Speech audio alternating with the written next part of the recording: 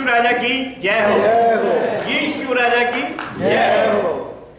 आज एक बड़ा आनंद का उत्सव है कि मैं परमेश्वर की कृपा से कुछ मेरे साथी लोगों की बीच में दखल अंदाजी से आपके समक्ष हाजिर हूं।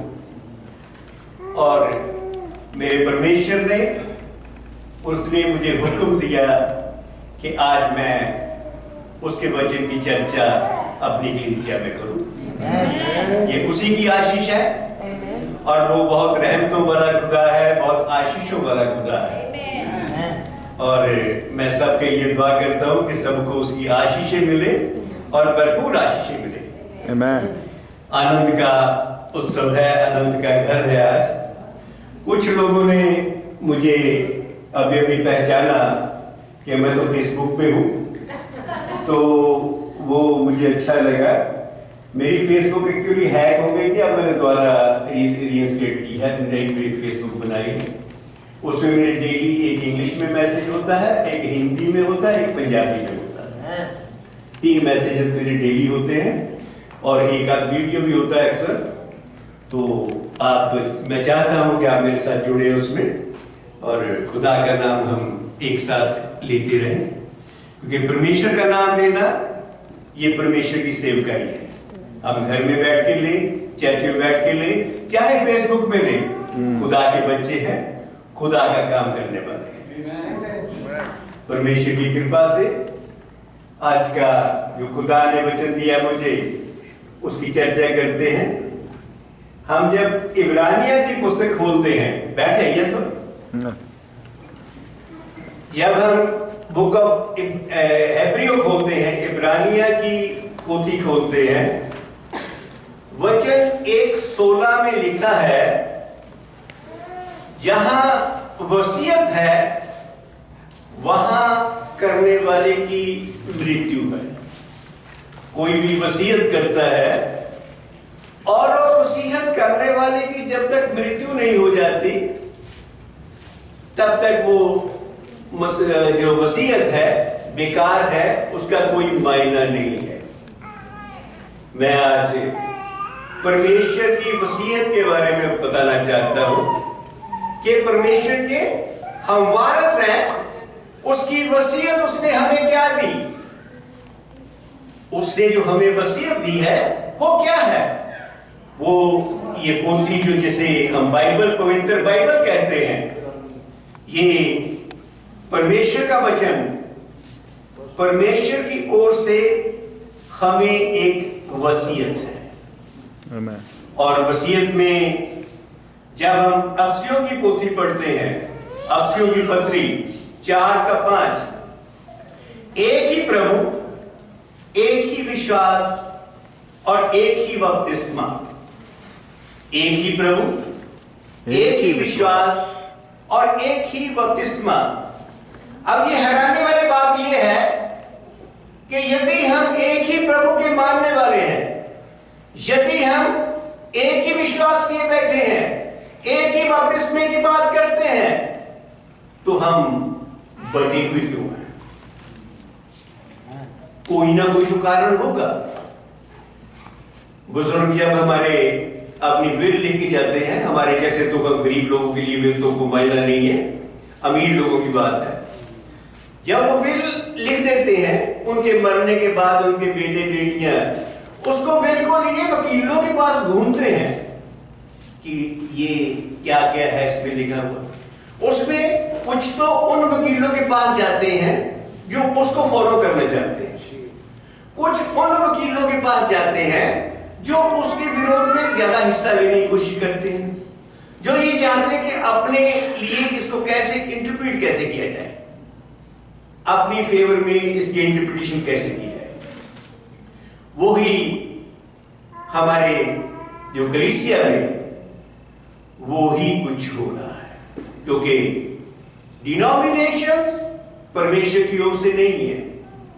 डिनोमिनेशंस हमने खुद बना रखी है, और क्योंकि हमने बाइबल में से कोई एक क्रॉस पकड़ लिया, कोई एक वर्ष पकड़ ली, उसके ऊपर अपनी डिनोमिनेशन खड़ी कर ली।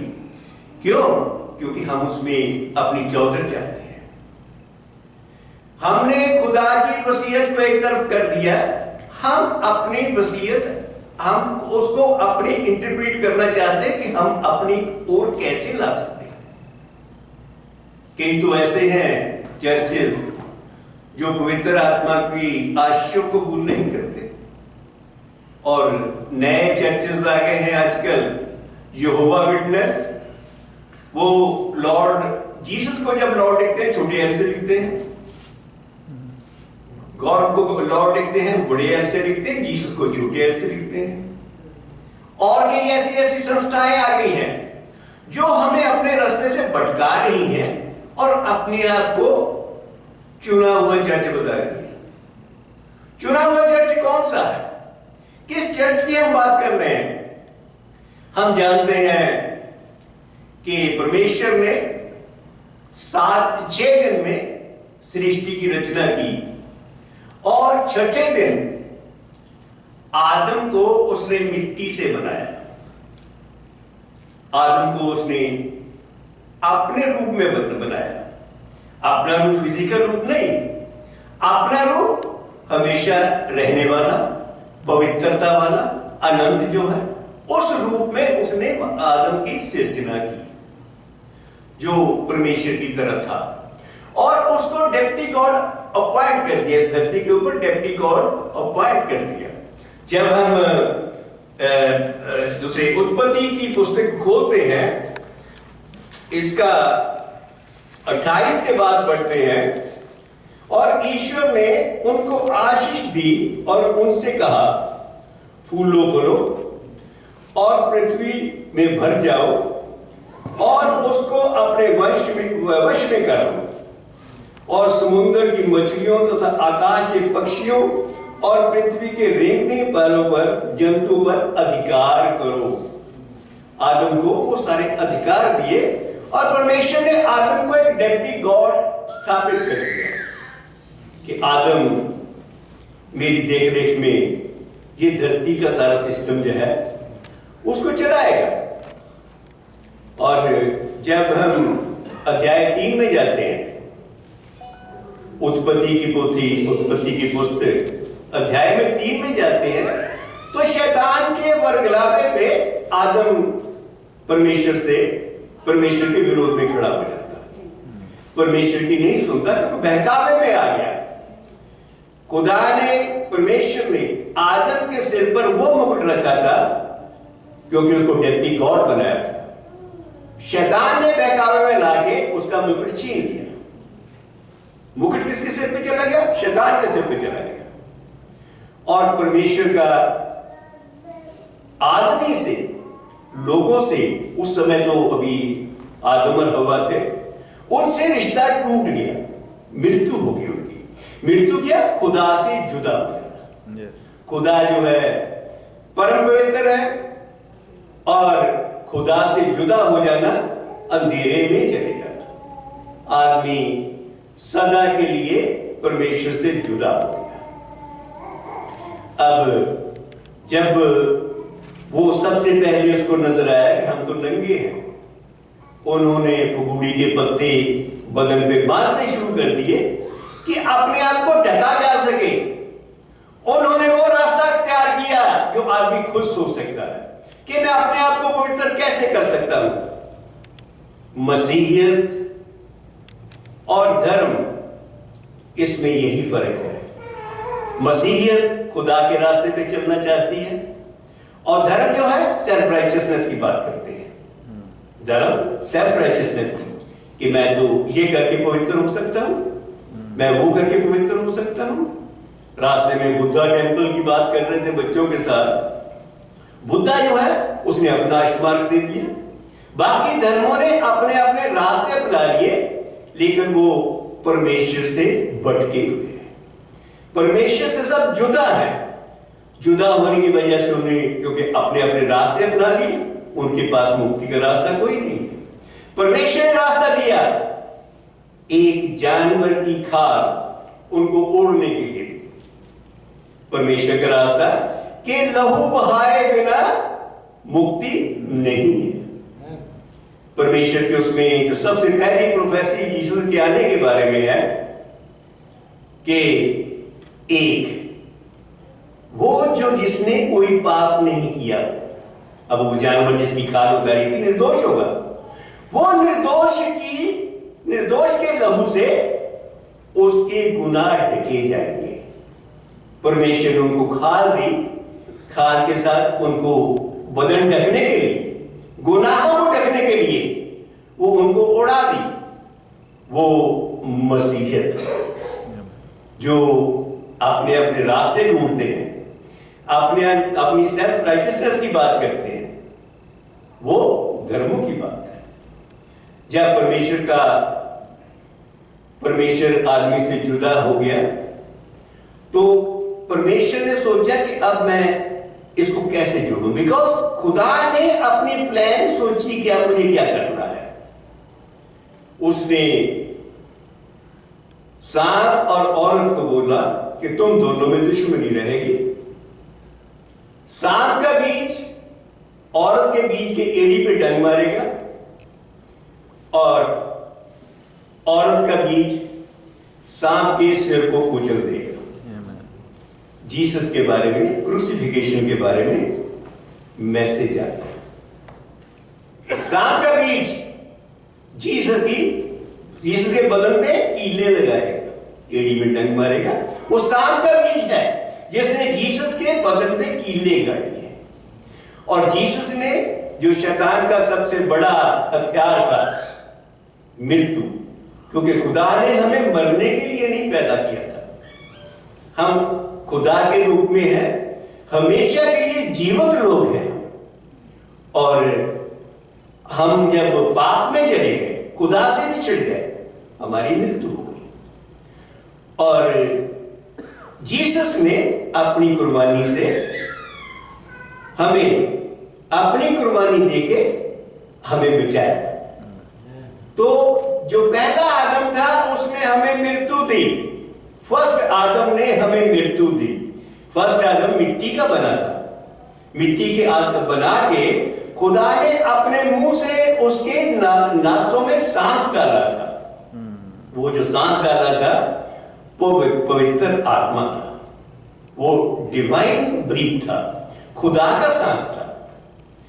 और वो जब आदमी दुष्ट हो गया, परमेश्वर से जुदा हो गया, तो वो सांस आदमी का जाता रहा, पवित्र आत्मा जाती रही, वो पापी का पापी रह गया।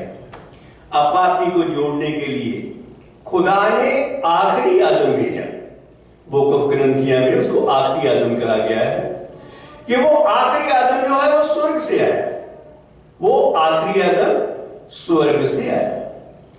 और खुदा ने, यदि हम बाइबल पहले से शुरू करें पढ़ना, जैसे उत्पत्ति की पोथी में उसको ये सब कुछ अधिकार दे दिया। उसके बाद अब्राहिम और जैकब और आइजक को उन्होंने विश्वास करने के बाद अब्राहिम का जो आइजक पैदा हुआ वो विश्वास की औलाद थी, क्योंकि उस एज में जाके हुआ था जिस एज तक आदमी सोच नहीं सकता। अब्राहिम उस समय 100 साल का था और सारा जो है 91 की थी। तो उस एज में जाके, क्योंकि उन्होंने विश्वास कर रखा था, वो विश्वास से एक औलाद पैदा हुई आइजक। आइजक उसको विश्वास की औलाद कहा जाता है। जब वो अब्राहिम उसकी बलि देने के लिए भी गया, तब भी उसको भरोसा था, उसको विश्वास था कि परमेश्वर ने मुझे बख्शिश दे रखी हैं कि तुम्हारी संतान ने आकाश के तारों की तरह, जमीन की रेत की तरह फैलेगी। तो वो जो संतानें जमीन की रेत की तरह फैलने वाली थी, इसलिए अब्राहिम को कुर्बानी देने से कोई डर नहीं था। उसको पता था कि खुदा ने मुझे भरोसा दिया है, यह खुदा का काम है, खुदा मुझे फिर से भरेगा। और सारी जो तमाम बख्शें जो अब्राहिम को मिली, आइजक को मिली और जैकब को मिली, और उसके बाद उसके 12 जो बेटे हुए हैं जिनको 12 शहजादे कहा जाता है, वो सारी बख्शे हम हमारे तक पहुंची क्योंकि हम विश्वास के औलाद हैं। हमने विश्वास किया। सो लास्ट आदम ने, जो लास्ट आदम को खुदा ने भेजा, उसने अपने घर से भेजा ताकि वो सारी की सारी बख्शे रिस्टोर हो पाए। जब हम जीसस क्राइस्ट की 3.5 साल की मिनिस्ट्री देखते हैं, 42 मंथ्स की जो मिनिस्ट्री है, 42 महीने की जो मिनिस्ट्री है, उसने अपनी मिनिस्ट्री के टाइम पे, मैं जिस वसीयत की बात कर रहा हूं, वो उसने हमें वसीयत लिखी। मिनिस्ट्री के टाइम पे उसने हमें वसीयत लिखी कि जो विश्वास करेगा वो बचाया जाएगा, जो विश्वास नहीं करेगा उसके ऊपर सजा का हुक्म है। यदि हम जॉन द बैप्टिस्ट को पढ़े, जॉन द बैप्टिस्ट कहता है कि मेरे जो बाद में आने वाला है वो मेरे से शक्तिशाली है, मैं उसके जूते के तस्मे बांधने के योग्य नहीं हूं, मैं पानी से बपतिस्मा देता हूं, वो तुम्हें पवित्र आत्मा से और आग से बपतिस्मा देगा, आत्मा से और आग से देगा। और जब हम इसको बुक ऑफ एक्स जब हम पढ़ते हैं, पहली 5वीं वर्ष जो है 4 और 5, यीशु ने उनसे मिलकर आज्ञा दी, यीशु ने उनको मिलकर आज्ञा दी, यरूशलेम को ना छोड़ो कि तुम यरूशलेम में बने रहो, परंतु पिता की प्रतिज्ञा के पूरे होने का इंतजार करो। परमेश्वर की प्रतिज्ञा के पूरे होने का इंतजार करो, जिसकी चर्चा तुमने मुझसे सुनी है, जिसकी चर्चा तुमने मुझसे सुनी है। कहोगे यूहन्ना ने तो पानी से बपतिस्मा दिया, थोड़े दिनों के बाद तुम पवित्र आत्मा से बपतिस्मा पाओगे। यूहन्ना, जॉन द बैप्टिस्ट कहता है तुम पवित्र आत्मा और आग से पाओगे। जीसस ने कहा तुम पवित्र आत्मा से पाओगे। आग का बपतिस्मा जो है, जो जिसकी यूहन्ना बात कर रहा था, वो जीसस ने ऐड नहीं किया, क्योंकि आग का बपतिस्मा जजमेंट है, लास्ट जो जजमेंट है वो उनके लिए, जो जैसे वो हमारे पेरेंट्स जो है, जो बच्चा बात नहीं करके मांगता उसको बेदखल करते प्रॉपर्टी से, वो खुदा के बेदखल किए हुए लोग हैं। जिन्होंने उसको नहीं माना वो वसीयत के योग्य नहीं है, वो वसीयत से बेदखल किए गए हैं। जीसस ने कहा कि जो इसको मानेगा, जो मेरी कुर्बानी को मानेगा, जो गुड न्यूज़ क्या है, जो उसमें विश्वास करेगा वो बचाया जाएगा, जो विश्वास नहीं करेगा वो आग का बपतिस्मा पाएगा, वो जजमेंट का अधिकारी होगा। अब देखते हैं अफसिया की पत्री 4:5, जैसे मैंने बोला कि एक ही प्रभु, एक ही विश्वास, एक ही बपतिस्मा। वो कौन सा बपतिस्मा है? जब जीसस निकोदेमस से बात करता है, निकोदेमस को जीसस कहता है तुम जब तक तुम पानी और आत्मा से पैदा नहीं होंगे तब तक स्वर्गराज में नहीं बढ़ सकते। यूहन्ना की पोथी 3:5, जॉन 3:5, कि तुम जब तक पानी और आत्मा से पैदा नहीं होते तब तक तुम स्वर्गराज में नहीं जा सकते। क्योंकि हमने जब अदन के बाद में पवित्र आत्मा को खो दिया था, और इसलिए पवित्र आत्मा में हमारा जन्म होना वो एक जरूरी है। जब तक हम पवित्र आत्मा में पैदा नहीं होते, जब तक हम पवित्र आत्मा में पैदा नहीं होते, हम खुदा के राज में नहीं जा सकते। सो फर्स्ट एडम जो था वो मिट्टी का था, लास्ट एडम जो आया वो इटर्नल आया, और जो बाइबल है वो दोनों एडम के, दोनों एक एडम से शुरू होकर दूसरे एडम तक की कहानी है। क्योंकि जो प्रकाश वाक्य है वो परमेश्वर का जो समय का है, जो प्रकाश है, परमेश्वर का प्रकाश है, उसमें जजमेंट का हिस्सा ज्यादा है। So creator God appointed the first Adam, genesis 3 में वो अलग हो गया। तो इस तरह जैसे हमने रसूलों के कर्तव्य की पोथी पढ़ी अभी कि 4 और 5 में यीशु ने कहा कि तुम जेरूसलम से को छोड़ के नहीं जाओगे। अब ये जो है जीसस, जो जब ये बात कर रहा है जीसस उनसे, वो रिसरेक्शन होने के बाद में 40वें दिन बता रहा है हमको। 40वां दिन जो था जीसस के धरती पे, वो 40वें दिन उनसे बात कर रहा है कि तुम जेरूसलम में बने रहना जब तक तुम्हें परमेश्वर से शक्ति नहीं मिल जाती, तब तक तुम जेरूसलम में बने रहना। ये जो है अकरंस, जो है ये जो इवेंट है, जीसस अपनी जो वसीयत है उसको दोहरा रहा है, उसको उनको रिमाइंड करवा रहा है। क्यों रिमाइंड करवाने की क्यों जरूरत पड़ी? क्योंकि जीसस के साथ जो लोग 3.5 साल रहे थे, वो 3.5 साल यीशु के साथ रहने के बावजूद ये विश्वास नहीं कर पाए कि जीसस मरेगा और मुर्दों में से जिंदा होगा। क्योंकि 30वें दिन कब्र पे कुछ औरतें सिर्फ मसाले मलने के लिए गई थी बॉडी पे। जीसस का चेला कोई नहीं गया था। जीसस का एक भी चेला उसके टॉम पे उसको देखने के लिए नहीं गया था कि मरों में से जिंदा हो गया कि नहीं हो गया, क्योंकि उनको विश्वास नहीं था। और उधर शैतान ये विश्वास करता था कि ये जिंदा हो जाएगा।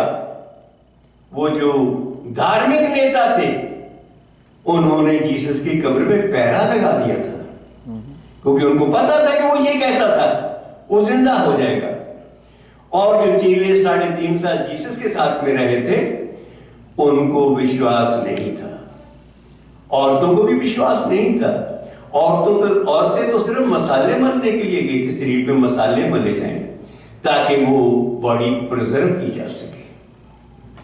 अब वहां पर जब जो मैरी मैगदलीन जो थी सबसे पहले पहुंची, सबसे पहले मैरी मैगदलीन पहुंची, और उसके पहुंचने पे उसने एक शख्स को देखा जो व्हाइट ड्रेस में बैठा था। वो कहता है कि किसको ढूंढ रही है तू?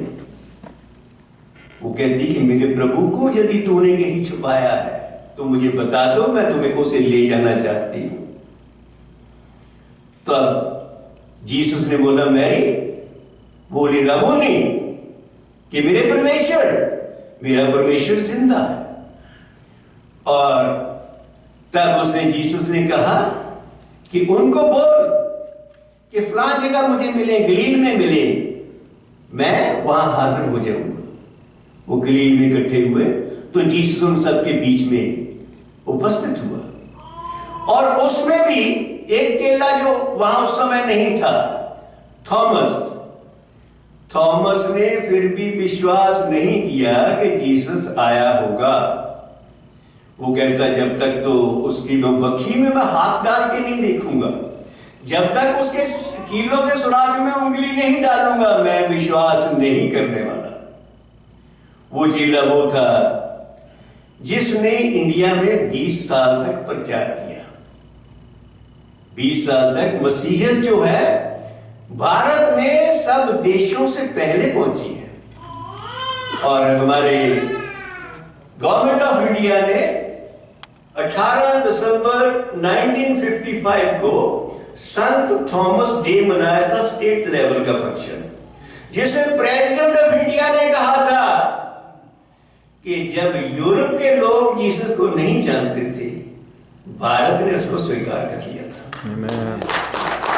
हम लोग वो हैं जो जीसस की विरासत जिनके पास सबसे पहले से है, और हम उसे जुदा हुए बैठे हैं।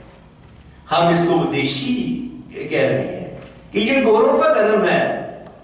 कौन कहे कि ये तो तुम्हारा धर्म है, ये गोरों का धर्म है, वो कह रहे हैं। तो ये जो है, जो घटनाएं हुई कि वो सारे भूल चुके थे जीसस के जिंदा होने की बात। जीसस ने उनके बीच में फिर हाजिर हुआ। 40वें दिन जीसस ने उनको वहां पर यह हुक्म दिया, जब वो मछली खा रहा था जीसस के साथ में। ये नहीं कि वो आत्मा नहीं था, शरीरक रूप में था। 40 दिन तक लोगों को मिलता रहा वो।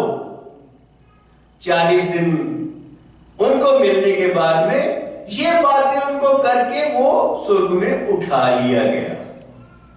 वो अपने घर को चला गया, स्वर्ग में उठा लिया गया।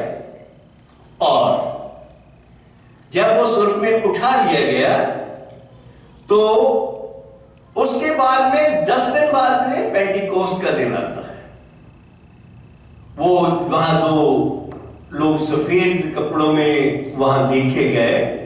उन्होंने चेलों को बताया कि यही जीसस जैसे उठाया गया है, ये ऐसे ही वापस भी आएगा, जिसको हम सेकंड कमिंग ऑफ जीसस कहते हैं, जो आने वाला है, जो हम हमेशा उसकी इंतजार करते हैं। वो कब है? अभी तक हमने जो वर्सेस पढ़ी थी, 4 और 5 पढ़ी थी। अब 1 का 8 पढ़ते हैं। 1 का 8 पढ़ते हैं, रसूलों के कर्तव्य। परंतु जब पवित्र आत्मा तुझ पर आएगा, परंतु जब पवित्र आत्मा तुझ पर आएगा, तब तुम समर्थ पाओगे। समर्थ पाओगे। पवित्र आत्मा का समर्थ तुम्हें पवित्र आत्मा के आने से मिलेगा। यरूशलेम, यहूदिया और सारे समरिया और पृथ्वी के अंत छोर तक तुम मेरे गवाह होगे। तब तुम, अब इसमें यह देखने की बात है कि जब तक आपके पास पवित्र आत्मा नहीं आया, तब तक आप मेरे गवाह नहीं बन सकते। क्योंकि गवाही किसने देनी है? पवित्र आत्मा ने देनी है। पवित्र आत्मा की क्या गवाही है? Jesus is the Lord. Jesus is the Lord, ये पवित्र आत्मा की गवाही है। हम लोग जो प्रचारक हैं, हम लोग जो जीसस का प्रचार करने वाले हैं, घर तक इवेंजलिज्म करने वाले हैं, हमारी बात तब सुनी जाएगी जब पवित्र आत्मा हमारे पे आ गया। बिना पवित्र आत्मा के आए हमें कोई अधिकार नहीं है कि हम कोई यीशु की गवाही दें। यीशु की गवाही पवित्र आत्मा से, पवित्र आत्मा के आने पर ही दी जानी है।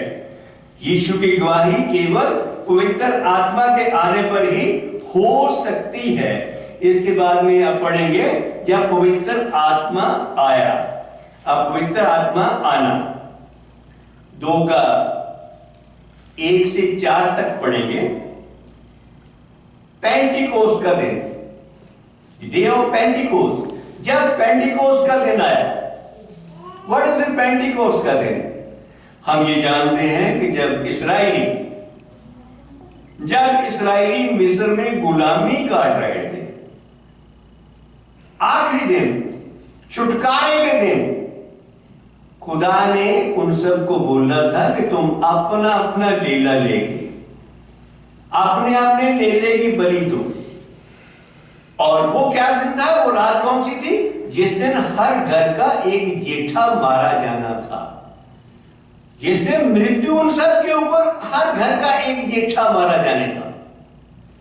उस रात उनको ये हुक्म था कि तुम हर घर अपना अपना एक लेला लोगे और उसकी बलि दोगे और उसका लहू दरवाजे के ऊपर बाहर लगा दोगे, ताकि तुम्हारा घर का निशान रहे कि मृत्यु का जो देवता है वो तुम्हारे घर से आगे निकल जाए, तुम्हारे घर में जेठा ना मारा जाए। जिसको हम इसे कह सकते हैं कि जीसस के लहू से वो बचाए गए। क्योंकि जीसस भी जब वो क्रूसीफाई किया गया, वो पासओवर का गेला था। पासओवर वो दिन जब मृत्यु का देवता जो इस्राएल में आया, तो वो जहां उन्होंने इस्राएलियों के घर देखे, वहां से पासओवर हो गया, गुजर गया वहां से, वो वहां से गुजर गया, उनके घर पे कोई नहीं मारा। इसको पासओवर का लेला कहा गया है। पासओवर के लेले के बाद जब वो इस्राएली वहां से मिस्र से जुदा हो गए, खुदा ने 50वें दिन, डे ऑफ पेंटिकोस्ट, खुदा ने मूसा को 10 कमांडमेंट्स दी। पुरानी गुलामी, मृत्यु की गुलामी से बाहर आ गए, इस्राएल में मिस्र की गुलामी से बाहर आ गए, आजाद हो गए। जब वो बाहर आ गए गुलामी से, तो जब वो बाहर आ गए गुलामी से, तो उनको कमांडमेंट्स दी गई। कमांडमेंट्स क्या है कि हमारे ऊपर एक अधिकार हट गया, दूसरा अधिकार हमारे ऊपर आ गया, लॉ का अधिकार, कानून का अधिकार। हम एक कानून के अधीन हो गए, क्योंकि जब तक कानून नहीं था, कोई भी पाप नहीं था। यदि यहां पर जो राइट साइड में गाड़ी चलाते हैं, राइट में चलाने का कानून नहीं हो, तो आप जैसे चाहो गाड़ी चला दो। खुदा ने 10 हुक्म दिए, वो 10 हुक्म हमें पवित्र नहीं करते थे, लेकिन वो हुक्म पालना हमारे लिए इतना मुश्किल था कि उनको पालना, हम उसकी गुलामी में चले गए और उसको हम पाल नहीं सकते थे उन हुक्मों को। खुदा ने हमें वो रास्ता दिखाने के लिए पहला स्टेप लिया, हमें एक पहला स्टेप उसने लिया, हमें कानून के अधीन कर दिया कि हमें किसी के सहारे की जरूरत पड़े, हम ये महसूस करें कि हमें कोई सहारा चाहिए जो हमें बचा सकता है। उसका अगला स्टेप, परमेश्वर ने बाइबल को जब पढ़ते हैं, जो कुर्बानियां शुरू कर दी, बलियां देनी शुरू कर दी। वो बलि देने का अर्थ था कि बलि जब देते थे तो लेले के सिर पे हाथ रख के, जो पापी था, वो कहता था कि मेरे पाप इस पे चले जाएं, मैं खुदा तेरे से डरता हूं, मेरे पाप इस पे चले जाएं। वो जो बलियां दी गई, बलि जो है हमारे पापों को हमसे दूर कर देती थी, लेकिन मिटाती नहीं थी। वो बलि किसी तरह भी मिटाती नहीं थी, तब तक दूर करती थी जब तक आखिरी बलि नहीं आ जाती। आखिरी बलि के आने तक वो हमसे हमारे गुनाहों को दूर करती थी, हमारे गुनाहों को। आखिरी बलि की आखिरी बलि कौन है? Jesus Christ. आखिरी बलि जीसस क्राइस्ट। तो मैं अभी रसूलों के कृतब की वर्ष से पढ़ रहा था कि जब पेंटिकोस्ट का दिन आया तो वह सभी एक जगह इकट्ठे थे। सभी चेले 120 लोग थे, जिनमें जो जीसस की मदर मैरी, वो भी उन्हीं चेलों में बैठी थी। जैसे रोमन कैथोलिक ने अपना एक अलग सिस्टम बना लिया कि उसको भी परमेश्वर बना दिया, वो हमारी तरह है। उसका योगदान है उसको जीसस को जन्म देना, इसके अलावा उसका कोई रुतबा परमेश्वर का रुतबा नहीं है। 120 लोग वहां बैठे थे और एकाएक, आकस्मिक, सडन क्या हुआ? आकाश से बड़ी आंधी की सी सनसनाहट का शब्द हुआ। आंधी नहीं आई, आंधी की सी सनसनाहट का शब्द, आंधी की तरह एक शब्द, एक गूंज उन्होंने सुनी। आंधी की तरह एक गूंज सुनी उन्होंने, और आंधी नहीं आई। ये क्या था? क्योंकि जब हमें पवित्रता का एक गिफ्ट मिल रहा था, जीसस के जमीन पर होते हुए हम में से कोई भी बचाया गया नहीं। जीसस के सलीब पर चढ़ने तक हम बचाए गए नहीं। बचाए गए कब हैं हम? जिस दिन जीसस मुर्दों में से जिंदा हो। Amen. क्योंकि मुर्दों में से जिंदा होकर उसने शैतान को और उसके हथियार को सदा के लिए डिफीट कर दिया। उसने उन दोनों को डिफीट दे दी। तो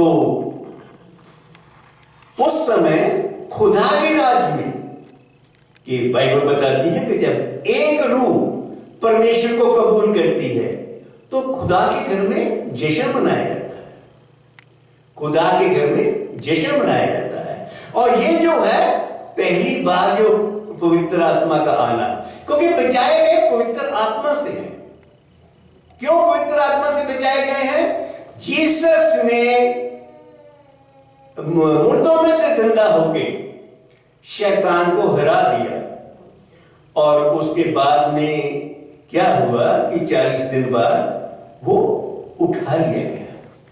40 दिन और 50 दिन के बीच में जो 10 दिन का फासला है, जीसस खुद ही हाई प्रीस्ट, खुद ही बलि का बकरा, हाई प्रीस्ट बन के अपने ही लोगों को लेके स्वर्ग में उसने मोस्ट होली सीट पे छिड़काया। उसने स्वर्ग में मोस्ट होली सीट पे छिड़काया। उससे हमारे गुनाहों का भुगतान परमेश्वर ने कबूल कर लिया। 10 दिन का वो टाइम है कि परमेश्वर ने हमारे गुनाहों का भुगतान कबूल कर लिया। जब तक हमारी पेमेंट नहीं हुई थी तब तक हम बचाए गए नहीं थे। हम बचाए गए जब पवित्र आत्मा हमारे ऊपर आ गया। पेंटिकोस्ट के दिन, जब उस दिन परमेश्वर ने जीसस के लहू से हमारे गुनाहों का भुगतान कबूल कर लिया। जीसस की पवित्रता हमें मिल गई। हमारे गुनाह उस परम पवित्र के ऊपर चले गए, जिसने सलीब के ऊपर हमारे गुनाहों के लिए अपना पवित्र लहू बहाया।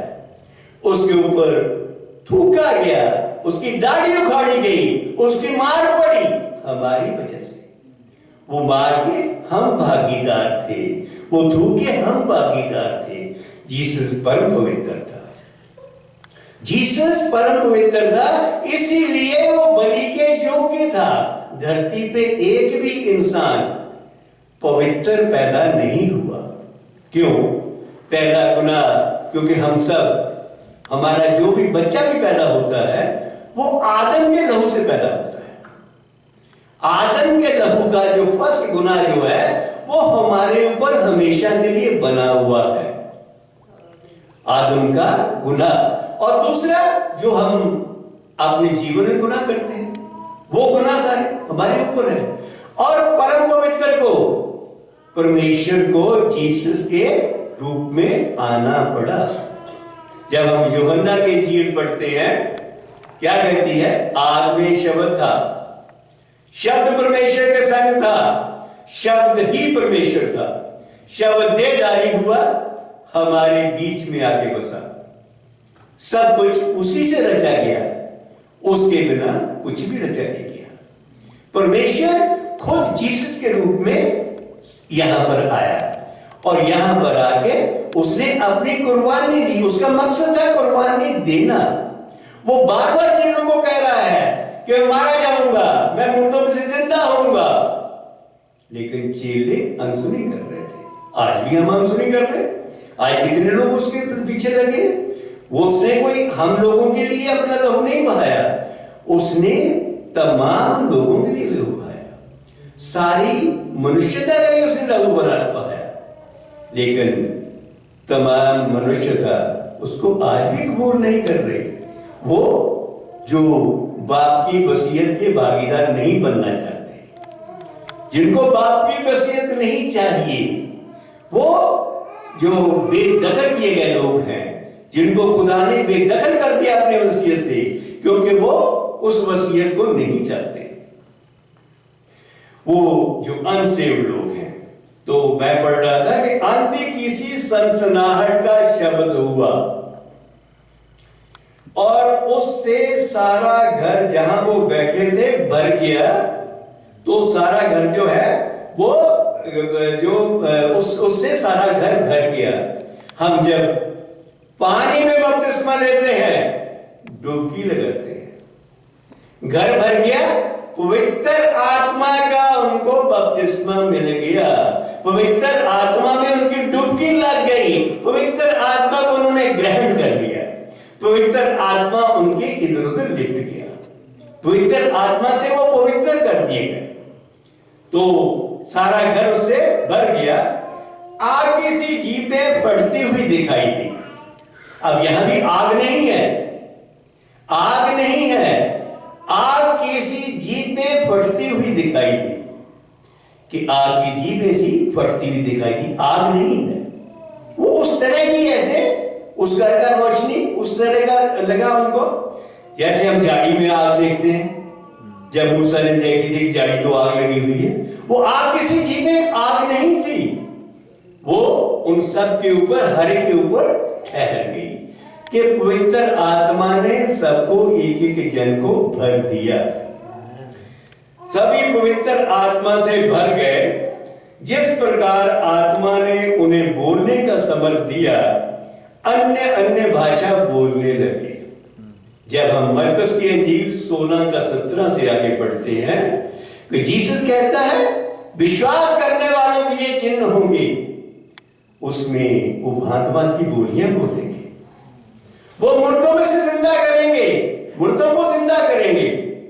मुर्दों को जिंदा करने को पादरी साहब भी करते हैं, क्योंकि जिसके पास वचन नहीं है वो मुर्दा है।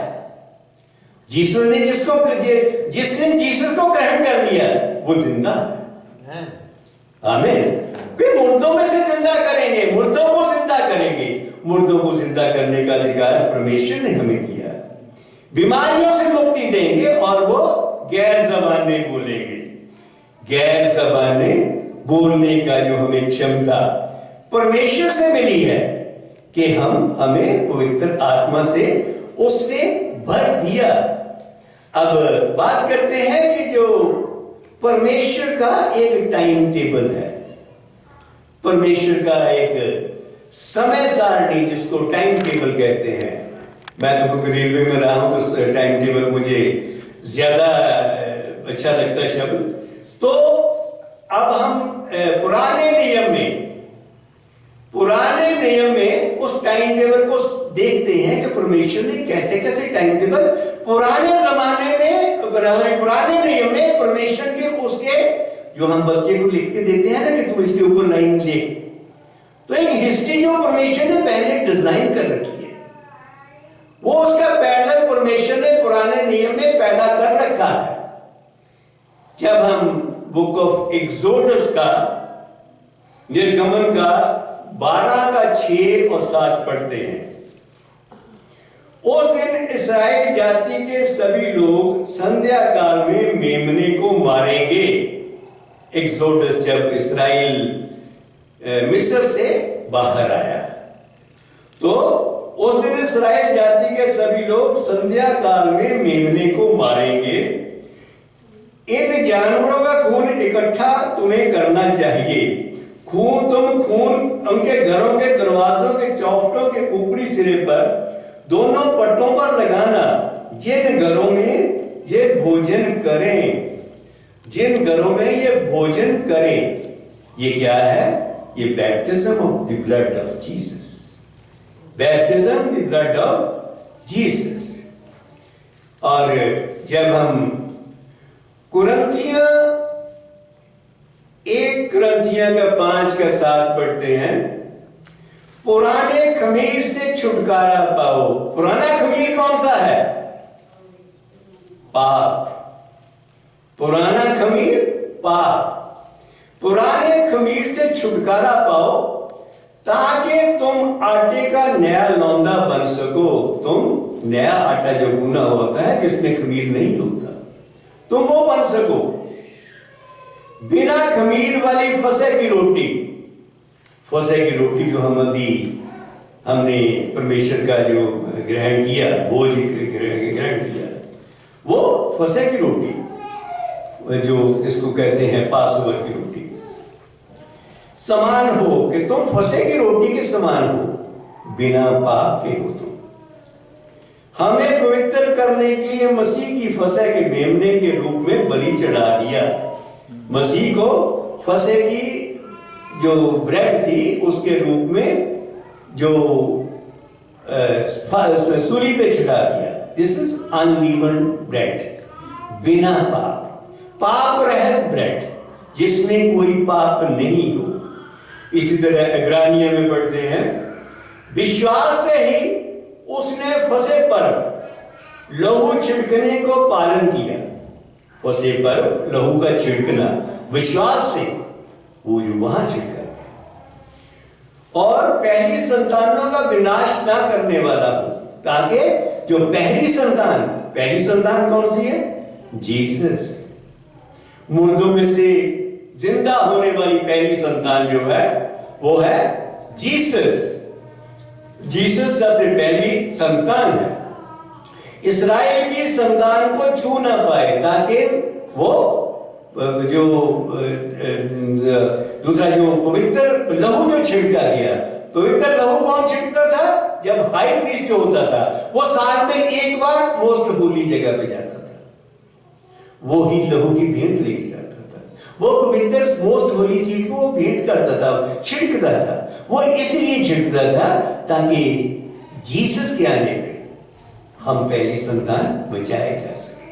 जीसस इज द फर्स्ट संतान। और हाई प्रीस्ट कौन है? जीसस हाई प्रीस्ट भी है इसमें। जीसस जो है वो बलि का लेला भी है। इसके बाद पुराने नियम की बात करते हैं, एक्सोडस निर्गमन 23 का 16। दूसरा पवित्र कटनी का पर्व होगा। दूसरा पवित्र कटनी का पर्व होगा, कटाई का पर्व होगा, खेती की कटाई का पर्व। परमेश्वर ने बोला कि दूसरा पवित्र कटनी का पर्व होगा। यह पवित्र पर्व ग्रीष्म से आरंभ होगा। तब होगा तुम अपने खेतों में उगाई फसल को काटोगे। खेतों में उगाई फसल हमारा उठा लिया जाना, खेतों में उगाई फसल हमारा उठा लिया जाना। जीसस ने कहा कि फसल तो पकी हुई है, हमारे पास वर्कर काम है। ये वही उसी की बात कर रहे हैं। तीसरा पवित्र पर्व बटोरने का पर्व होगा। इसके बाद एक बटोरने का पर्व होगा। पहले कटाई का पर्व, फसल को इकट्ठी करने का पर्व। कटाई का पर्व जो है, जिसको कहते हैं, वो जीसस फर्स्ट फ्रूट है। जीसस फर्स्ट फ्रूट है। और बटोरने का पर्व जिसे रैप्चर कहते हैं, जीसस का द्वारा आना। जब हम रैप्चर में जीसस के विश्वासी जब उठा लिए जाएंगे हम लोग, रैप्चर का पर्व, वो रैप्चर की बात कर रहे हैं। रिसरेक्शन पे जीसस जो पहला फल, जीसस जो पहला फल है वो रिसरेक्शन पे है। और रैप्चर पे पूरी फसल की उसको बटोरने का फल। वो परमेश्वर के बचाए हुए लोग, जो चर्च है, चर्च उठा लिया जाएगा। मैं आपको बता दूं कि चर्च जो है ये दूसरी कौमों का है। दूसरी कौमें वो है जो यहूदी नहीं है, जो इस्राएली नहीं है। इसमें चर्च में यहूदियों का कोई योगदान नहीं है। यहूदियों ने कबूल नहीं किया तो चर्च हमें चुना गया। हम सब लोग जो दूसरी कौमों के लोग हैं, जो यहूदी नहीं है। और सबसे पहले यहूदियों का समय कब शुरू हुआ था? जब नेबूकदनेस्सर जो किंग था वो दूसरी कौम का राजा था, तब से शुरू होके दूसरी कौमों का समय शुरू हुआ। और अंत कब होगा? जब ये चर्च उठा लिया जाएगा। जब ये चर्च उठा लिया जाएगा, क्योंकि चर्च जो है वो दूसरी कौमों का चर्च है, यहूदियों का नहीं है। इसके बाद जो जैकब का बारी आएगी, उसको जैकब्स ट्रिब्यूलेशन कहा जाता है, कि जैकब का परतावा उसके बाद में आएगा। जब हम लोग उठा लिए जाएंगे, फिर इस्राएली जुड़े जाएंगे। वो हम दूसरी कौमों में, हम जो रैप्चर में, हम सब लोग जो बचाए गए हैं, वो सब लोग उठा लिए जाएंगे। इसी तरह एक्सोडस की पोथी में हम पढ़ते हैं, एक्सोडस की बुक में, सप्ताह की दावत को मनाओ, गेहूं की फसल के पहले अनाज का उपयोग इस दावत में करो। पहले अनाज का उपयोग, पहला अनाज कौन सा है? जीसस। पहले अनाज का अंत में फसल के काटने की दावत मनाओ, this resurrection of Jesus and the rapture, कि जब रिसरेक्शन होगा और जब जो रैप्चर होगा। ये पुराने नियम की मैं बातें बता रहा हूं कि पुराने नियम में नए नियम की एक इमेज, एक पिक्चर, एक प्रतिबिंब बना हुआ है, जिसका टाइम टेबल खुदा ने पहले से नियमित कर रखा है। उस टाइम टेबल को, उसी नियमित टाइम टेबल के को फॉलो करना हमें। तो उसके बाद हम देखते हैं कि जीसस कौन है, जीसस कौन है। अब कई ऐसे भ्रम हैं, जैसे मैंने बताया कि जो दूसरे यहोवा विटनेस जीसस को लॉर्ड छोटे एल से लिखते हैं, गॉड को लॉर्ड बड़े एल से लिखते हैं। ये आपको यशाया की पोथी, यशाया 9:6, यशाया 9:6, हमारे लिए एक बालक उत्पन्न हुआ। यशाया जो जीसस से बहुत पहले हुआ, वो कहता है कि हमारे लिए एक बालक उत्पन्न हुआ, हमें एक पुत्र बख्शा गया, हमें एक पुत्र बख्शा गया। Son, Jesus is the son here, कि हमें एक पुत्र बख्शा गया। उसके बाद में प्रभुता उसके कंधों पर होगी, he will be the king of Kings, वो राजाओं का राजा, किंग ऑफ किंग्स। उसका नाम अद्भुत सलाहू, अद्भुत सलाहू, कंफोर्टर, कंफोर्टर। कि जीसस ने कहा था कि मैं तुम्हें अकेला नहीं छोड़ूंगा, तुम्हारे लिए कंफोर्टर आएगा। कंफोर्टर, ये वही कंफोर्टर है, वही होली स्पिरिट है। पराक्रमी परमेश्वर, सोवरन गॉड, सोवरन सर्वशक्तिमान परमेश्वर, वो ही है। अनंत काल का पिता, everlasting father, he is the everlasting father, he is the son, he is the holy spirit.